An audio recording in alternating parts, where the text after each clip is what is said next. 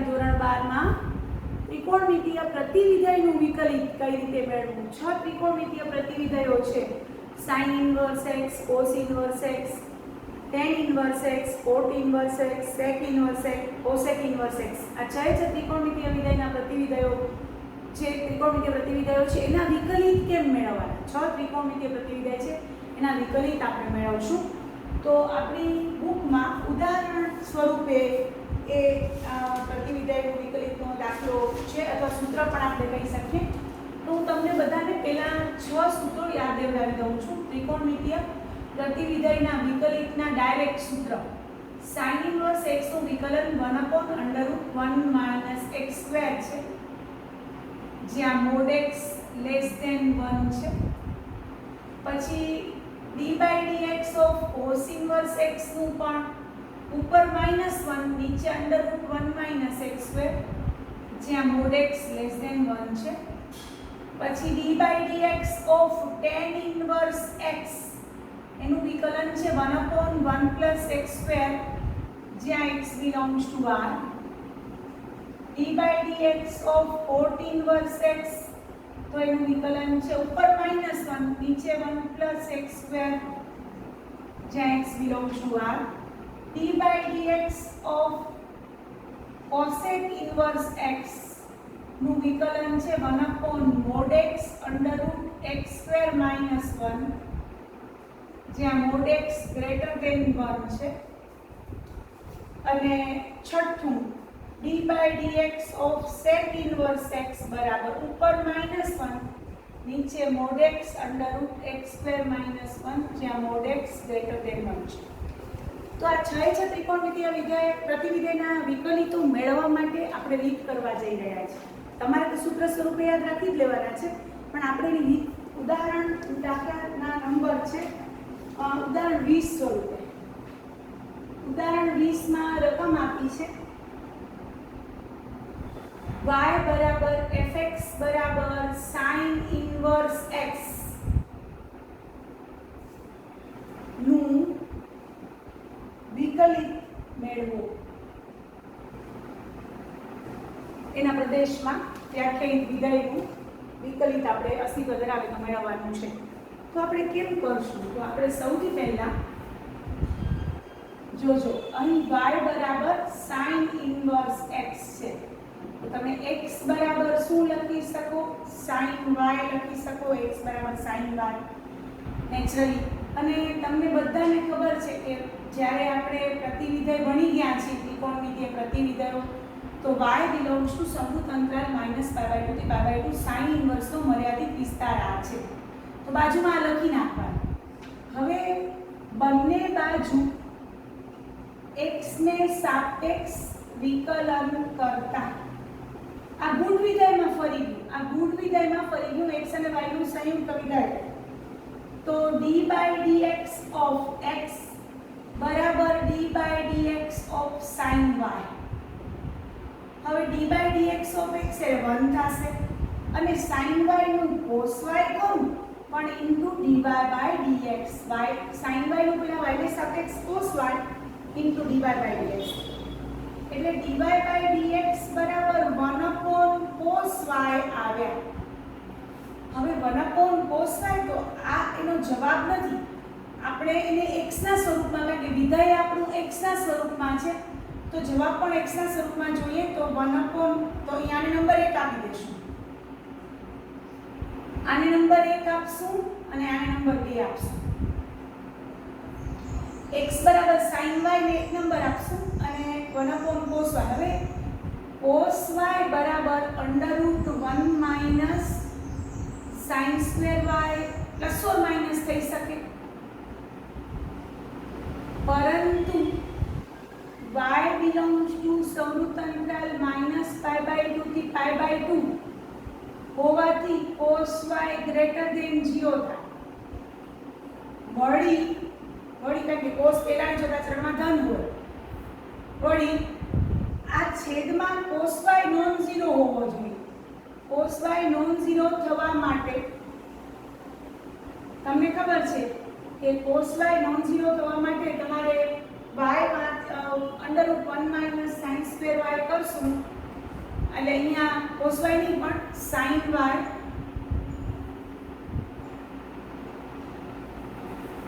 હોવાથી cos y greater than 0. Therefore cos y બરાબર √1 - sin square y. અહીં y is not equal to π/2 અને -π/2 કારણ કે જો અહીંયા π/2 ને -π/2 મૂકશો તો 1 - 1 એટલે 0 થશે લેવાશે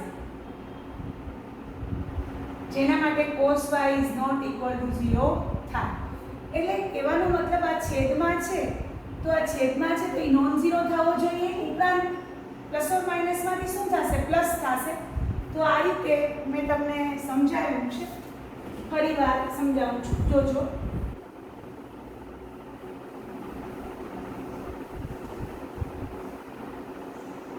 હવે આને એક નંબર આપ્યો અને નંબર 2 આપ્યો હવે cos y અહીંયા આપણે લીધો cos y ની જગ્યાએ plus or minus √sin 1 - sin square આવ્યા sin સ્ક્વેર y આવ્યા હવે y બિલોંગ્સ ટુ સમૃદ્ધ અંતરાલ -π/2 થી π/2 હોવાથી cos y ધન થાય કારણ કે પહેલા અને ચોથા ચરણમાં cos y ધન થાય એટલે cos y બરાબર √1 - sin સ્ક્વેર y થયા વળી લખશું વળી cos y નોન ઝીરો થવા માટે sin y is not equal to plus or minus 1 આ sin y ની કિંમત plus or minus 1 થવી જોઈએ નહીં એટલે કે y is not equal to plus or minus π/2 y ની કિંમત plus or minus π/2 થવી જોઈએ નહીં therefore હવે તમે dy અને આને નંબર આપી દેશું 3 therefore તમે dy dx બરાબર 1/√1 - sin સ્ક્વેર y તમે લઈ શકશો કારણ કે 1 2 3 પરથી કરશો 1 આયરો 2 આયરો 3 આયરો અને હવે તમને ખબર છે કે અહીંયા √1 - sin y ની જગ્યાએ x મૂકશું અથવા y ની જગ્યાએ sin - x પણ મૂકી શકીએ છીએ બંનેમાંથી એક કારણ કે 1 પરથી અહીંયા કારણ કે 2 અને 3 પરથી જોઈ લો બરોબર આ ધન આવ્યું પ્લસ ઓર માઇનસ માંથી પ્લસ આવ્યું ઉપરાંત નોન ઝીરો છે હવે therefore આપણે કહી શકીએ અને અહીંયા sin y ની જગ્યાએ x મૂક્યા તો dy dx બરાબર √1 - x² આવ્યા sin ઇન્વર્સ x નું વિકલન આ રીતે આપણે કર્યું હવે સેમ cos ઇન્વર્સ y બરાબર આપણે ઉદાહરણ નંબર 21 tan ઇન્વર્સ છે અને આપણે એક એક્ઝામ્પલ એક્સ્ટ્રા કરીએ છીએ એક્સ્ટ્રા એક્ઝામ્પલ લઈએ છીએ cos ઇન્વર્સ નું વિકલન fx બરાબર cos ઇન્વર્સ x નું વિકલિત મેળવો તો અહીંયા ધ્યાન આપજો y બરાબર cos ઇન્વર્સ x એટલે x બરાબર cos y થશે x બરાબર cos y તો y belongs to 0 થી π થશે cos ઇન્વર્સ નો મર્યાદિત વિસ્તાર બધાને ખબર છે બંને બાજુ x ને સાપેક્ષ વિકલન કરતા dx dx બરાબર x dx d dx of x બરાબર d dx of cos y અહીંયા આવશે હવે cos y નું વિકલન માઈનસ sin y થશે into dy dx એટલે અહીંયા આવશે માઈનસ sin y હવે માઈનસ sin y થઈ ગયા હવે તમને ખબર છે કે sin y બરાબર plus or minus √1 - cos square y હમણાં જેમ કર્યું એમ જ કરતા જવાનું પણ y belongs to 0 થી π હોવાથી પેલા બીજા ચરણમાં sin y કેવો હોય ધન sin y greater than 0 થાય એટલે અહીંયા આવશે sin y બરાબર √1 - cos સ્ક્વેર y ધન આવ્યો વળી હવે અહીંયા ખબર છે તમને કે sin y નોન ઝીરો પણ થવો જોઈએ આ નોન ઝીરો થવો જોઈએ એટલે એના માટે cos y કેવું થવું જોઈએ પ્લસ ઓર માઈનસ 1 ન થવું જોઈએ કારણ કે અહીંયા +1 અથવા -1 આવે તો 0 થઈ જાય એટલે કે y ની કિંમત +or -1 એટલે 0 ને π ન થવી જોઈએ અને therefore એ નંબર આપી દઈએ 3. આ જ પ્રમાણે 1 2 અને 3 પરથી આપણે કહી શકીએ કે dy by dx બરાબર -1 upon under root 1 minus cos square y એટલે -1 upon under root 1 minus x square. Same આપણે એક્ઝામ્પલ જે ઉદાહરણ 20 કર્યો એના આધારે આપણે y બરાબર fx બરાબર cos inverse x નું વિકલિત મેળવતા શીખ્યા. જોઈ લો બરોબર સેમ આ જ રીતે આપણે જેમ મેં તમને ઉદાહરણ 20 કરાવ્યું એ જ રીતે ઉદાહરણ 20 જેવો y બરાબર fx બરાબર cos inverse x નું વિકલિત મેળવતા શીખાવ્યું. પરીક્ષામાં બધું જરૂરી છે. નંબર 1 2 3 આપી વ્યવસ્થિત રીતે અને dy by dx -1 upon under root 1 minus x square શોધ્યું. હવે આપણું ઉદાહરણ 21 છે. આપણી બુકનું ઉદાહરણ 21 છે જે tan inverse x નું વિકલિત આપણે મેળવવાનું છે. એક્ઝામ્પલ સ્વરૂપે tan inverse x નું વિકલિત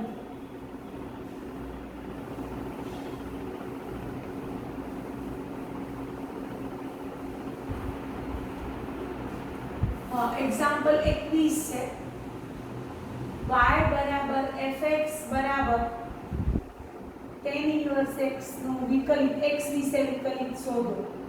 x ને સાપેક્ષ વિકલિત શોધો. એના પ્રવેશ પર વ્યાખ્યાયિત. તો સૌથી પહેલા આપણે શું લખશો? અહીં y બરાબર tan inverse x therefore x બરાબર tan y. આપણે ખબર છે y belongs to વિવૃત અંતરાલ -π/2 થી π/2. હવે એને એક નંબર તો આપી દઈએ છીએ. હવે x ને સાપેક્ષ વિકલન કરતા બંને બાજુ x ને સાપેક્ષ વિકલન કરતા d by dx of x બરાબર d by dx of tan y. આ બાજુ બનાવ્યા tan y નું sec square y, tan y નું પેલા y ને સાપેક્ષ sec square y થાય into dy by dx. એટલે dy by dx બરાબર 1 upon sec square y થયા. હવે 1 upon sec square y એટલે 1 upon 1 plus tan square y થાય. નિત્યસમને આધારે tan square y થાય તો તમને બધાને ખબર છે કે અહીંયા પણ પ્લસ છે એટલે અહીંયા પ્લસ ઓર માઈનસ ગમે તે આવશે આનો જવાબ આવશે જ. એટલે તમે સીધું અહીંયા લખી શકો 1 upon 1 plus x square. કારણ કે પરથી કારણ કે આમાં ક્યાંય 0 આવવાની શક્યતા નથી છેદમાં.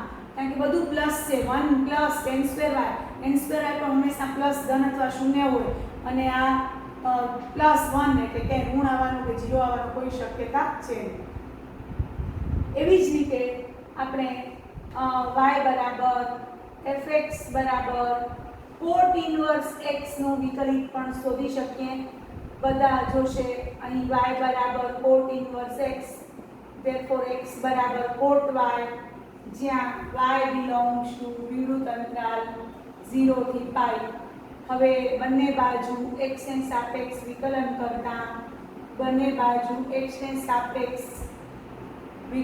કરતા d by dx of x બરાબર d by dx of cot y એટલે આ બાજુ 1 cot y નું minus cos x square y into dy by dx. therefore dy by dx બરાબર -1 upon cos x square y. cos x square y ને 1 plus cot square y લખ્યા અને -1 upon 1 plus cot square y એટલે cot y બરાબર x છે. એને એક number આપી અને કારણ કે એક પરથી. તો આ રીતે આપણે cot inverse x નું વિકલન શોધતા પણ શીખ્યા. tan inverse x નું વિકલન એવી જ રીતે cot inverse x નું વિકલન શોધતા પણ શીખ્યા. હવે આપણે એક્સ્ટ્રા એક્ઝામ્પલ સ્વરૂપે cosec inverse x નું વિકલન શોધતા શીખીએ છીએ. cosec inverse x નું વિકલન શોધતા એની મદદથી sec inverse નું પણ શોધશું. તો લાસ્ટ સૂત્ર આપણે કઈ રીતે મેળવવું એ આપણે પરીક્ષામાં પૂછી શકાય છે ચોક્કસ. તો આપણે એક્સ્ટ્રા એક્ઝામ્પલ સ્વરૂપે લઈશું. એક્સ્ટ્રા એક્ઝામ્પલ 1 હતો ઓલો 2 cot inverse વાળો ને હવે 3 આવશે. y બરાબર fx બરાબર cosec ઇન્વર્સ x નું વિકલિત શોધો.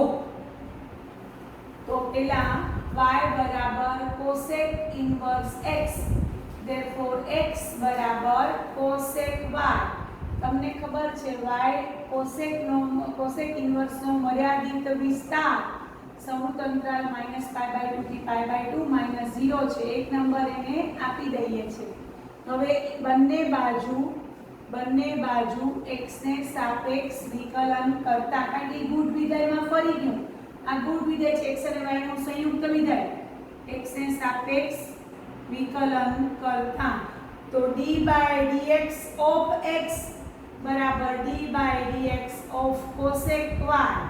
હવે તમને ખબર છે અહીંયા 1 અને cosec y નું minus cosec y into cot y into dy/dx. શું કામ? cosec y નું પહેલા y ને સાપેક્ષ minus cosec y into cot y થશે into dy/dx ભૂલવાનું નહીં.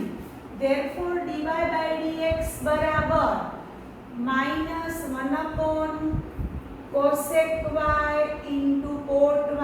હવે તમારી પાસે cosec y x આપ્યો છે અને અહીંયા આ cosec y એટલે આપણે અહીંયા cosec ઇન્વર્સ x નું આપણે ખબર છે -1/mod x √x² - 1 છે. તો અહીંયા ફરાવશું. હવે આપણે જોજો ધ્યાનથી -1 cosec y એટલે આપણે હવે આ કયું ચરણ છે? પહેલું અને ચોથું ચરણ. પહેલા અને ચોથા ચરણમાં cosec તો ઋણ આવે એટલે આપણે અહીંયા cosec ઋણ આવશે. cosec inverse x sec inverse x નું વિકલન 1/mod x √x² - 1 થાય. cosec ઇન્વર્સ x નું -1/mod x √x² - 1 થાય. તો -1 અહીંયા cosec y ને x લેશું. હવે જોજો બતાવીશ અહીંયા. અને અહીંયા અંડર cosec square y -1. અહીંયા આપણે cosec y જ હમણાં આ જ રાખીએ છીએ. અહીંયા આપણે આ જ રાખીએ. હવે અહીંયાથી પ્લસ ઓર માઈનસ માંથી આપણે ખબર છે કે cot y પહેલા અને ચોથા ચરણમાં cot y પહેલા ચરણમાં ધન છે અને ચોથા ચરણમાં ઋણ છે. હવે cosec y એટલે અહીંયા y ની કિંમત મારાથી પ્લસ ઓર માઈનસ π/2 નહીં લેવાય, કારણ કે sin π/2 અને cos π/2 નેચરલી sin π/2 1 અને sin -π/2 -1 તો એ 0 થઈ જાય. એટલે ઈ મારાથી લેવાશે, અહીંયા નહીં લેવાય.